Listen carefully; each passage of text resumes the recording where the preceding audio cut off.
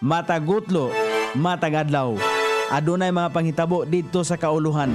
Panghitabo sa gawa sa atong nasod ug adunay mga panghitabo dinhi sa atong dapit. Mga panghitabo nga mao'y makapaikag sa katawhan nga mabinantayon sa lakat ug dagan sa panahon karon. Itanyag ning istasyon DXSR ang 7 o'clock Breakfast News.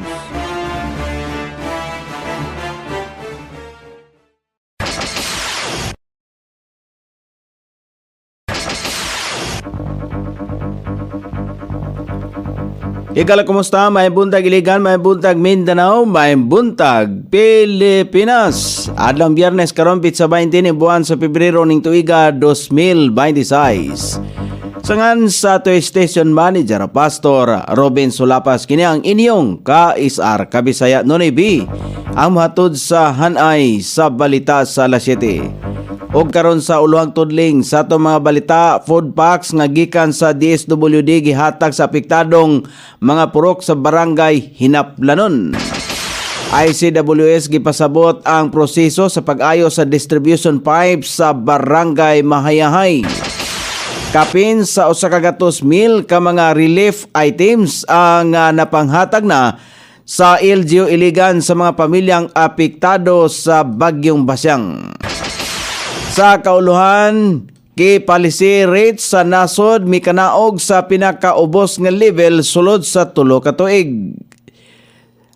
Farmgate kon farm gate price sa tipasi nga humay ni adtong Enero mitaas. Kani Presidente Duterte pinal na nga desisyon nga dili mo tambong sa iyang February 2023 nga hearing. Sa gawa sa nasod, Japan, gidakop ang usa ka Chinese fishing vessel. Balita sa kinabuhing Kristohanon, 2,000 anyos nga pilgrim path sa Temple Mount giablihan sa publiko. Kini ang uluhang tudling sa ato mga balita nga dalit kanato ning istasyon. DXSR 106.7 sa inyong FM dial. Ang bugtong radyo sa Dakbayan Silingan nga nagsibya sa balaang kasulatan, pinasubay sa inspired and preserved. Not simply dictated, King James Version sa Anchor Broadcasting Corporation. O karon sa kompletong detalye, gihatagan o mga food packs sa Department of Social Welfare and Development ang mga apektadong purok sa barangay Hinaplanon. Maabot nga to sa 2,001 ka mga food packs ang giapod-apod sa 15 ka mga purok sa barangay Hinaplanon. Gawas pa sa barangay Hinaplanon nang hatag usab kagahapon ang lokal nga kagamhanan og mga food packs sa barangay Tambakan, Tubod, barangay Del Carmen og barangay Suarez. Nagpadayon ang pagpanghatag og mga relief goods ang lokal nga kagamhanan sa ubang apektadong barangay sa Bagyong Basyang sama sa barangay Santo Rosario, Ubaldo Laya ug barangay Mahayahay. Gipasabot sa Iligan City Water Works System nga posibleng moabot pa sa usa ka bulan ang pag-ayos sa mga buslot og naguba nga mga tubo sa barangay Mahayahay, poblasyon. Sumala pa sa ICWS, mga linya kini sa cluster og dili ang mga dagko nga tubo. Dugang konsiderasyon nila ang mga wala pa makita nga mga buslot sa tubo. Apil usab sa ilang operasyon sa pagputol kung adunay makita nga mga illegal nga mga koneksyon, walay mga metro og ning gamit og sanction pump. Gawas nga tagsa-tagsaon nila og atiman ang mga reklamo, kinahanglan pa nga putlon og ilisan ang mga nagubang tubo og limpyuhan usab ang mga barado. Posible pang adunay mga clogging nga kinahanglan limpyuhan.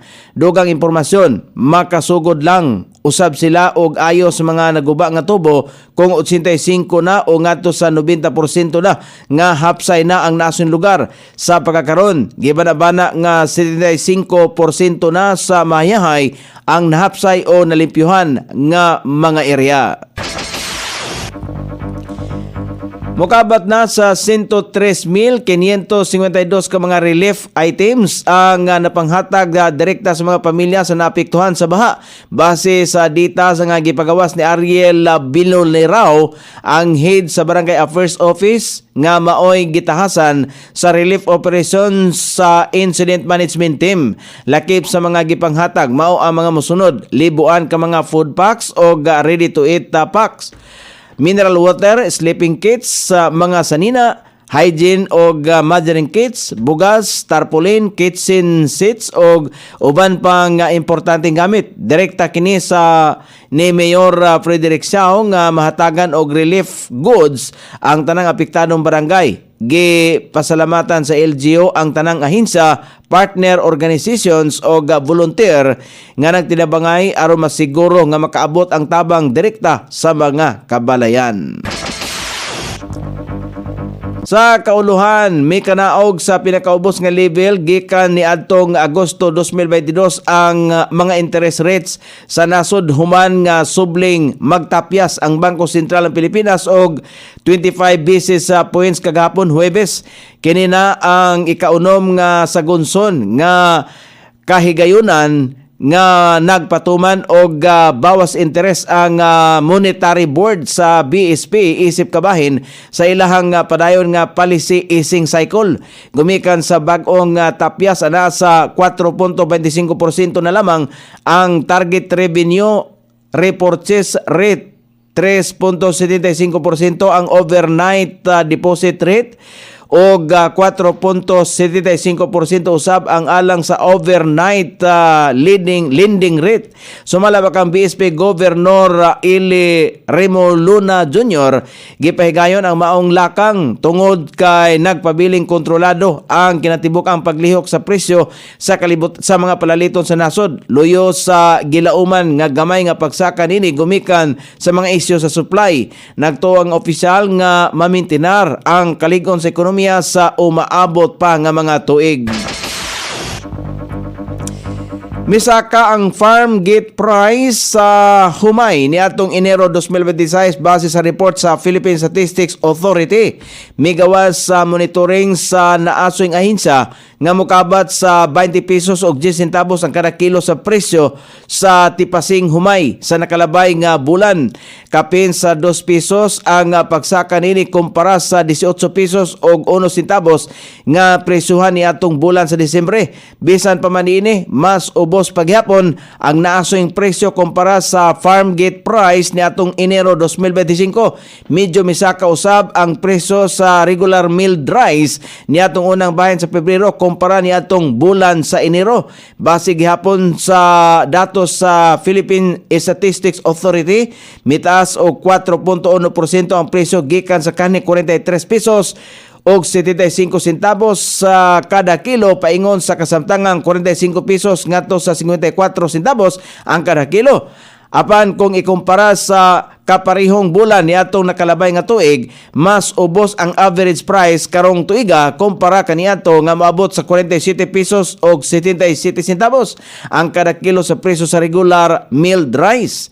Kini ang adunay kapin sa 2 pesos nga pagtaas kumpara sa kasamtangang presyo. Pinal na ang desisyon sa depensa nga dili matubang si kanhi Presidente Rodrigo Duterte sa video conference sa pagkumpirmar sa iya mga kaso o confirmation of charges sa Pebrero 23. Kini ang gibutyag ni Attorney Nicholas Koopman, lead counsel sa ni Duterte dito sa The Hague, Netherlands. Namahayag si Koopman nga niadtong Marso 2025 wala usab mitunga sa hearing sa pre-trial chamber 1 ang presidente kay gibalibaran ang ilang hangyo nga ipospon ang unang pagdungog aron makatubang siya sa personal o maisa ang isyo sa legal competence sa kanhi presidente. Nagdumili sa pagbutyag si Koopman kung makikita ba sa personal sa mga hurado o isalikway ang iya ang katungod sa pagtambong. Hisayran nga subay sa abiso sa International Criminal Court.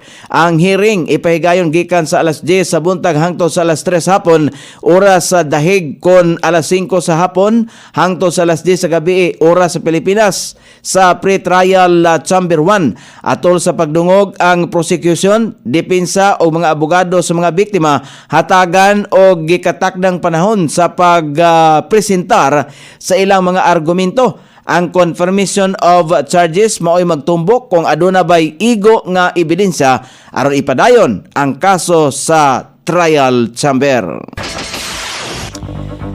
O karon sa balita sa gawas sa nasod, gidakop sa otoridad sa nasod sa Japan ang usa ka fishing vessel nga gipanagyahan og isa ka Chinese. Ang naasoy nga mangingisda giaresto human nga pakyas kini nga mosunod sa gipahigayon pa nga inspeksyon. Kini ang pinakaunang higayon sa sugod sa tuig 2022 nga adunay nadakpan nga Chinese fishing vessel haduol sa teritoryo sa Japan. Nataho usab nga dili lamang Chinese fishing vessel ang nadakpan sa Japan, apil usab ang ilaang nadakpan ang mga fishing vessel nga gikan sa Taiwan ug South Korea.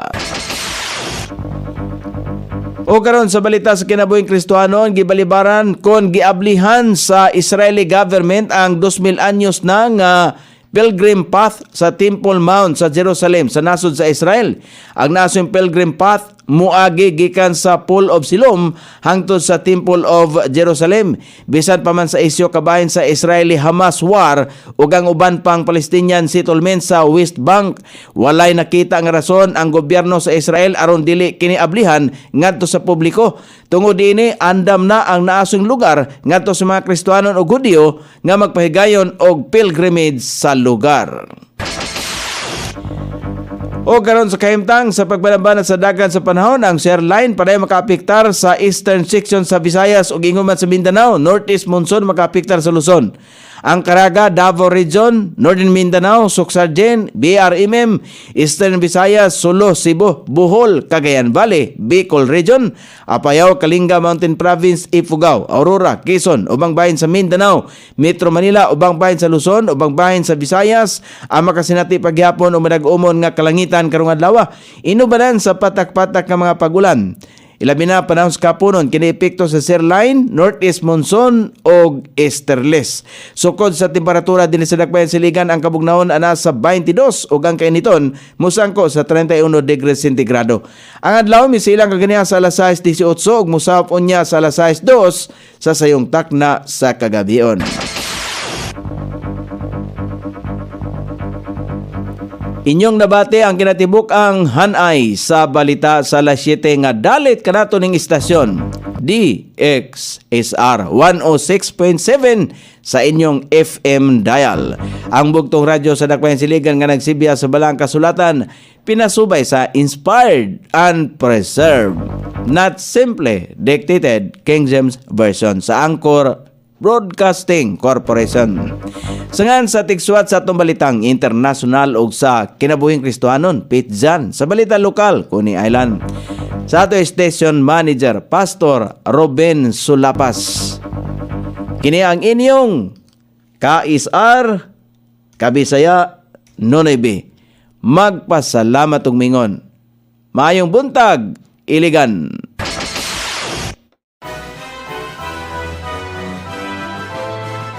Inyong nabati ang 7 o'clock breakfast news hangtod na usab og mga adlaw sa samang takna o sa samang istasyon. Daghang salamat sa iyong pagpaminaw ug maayong buntag.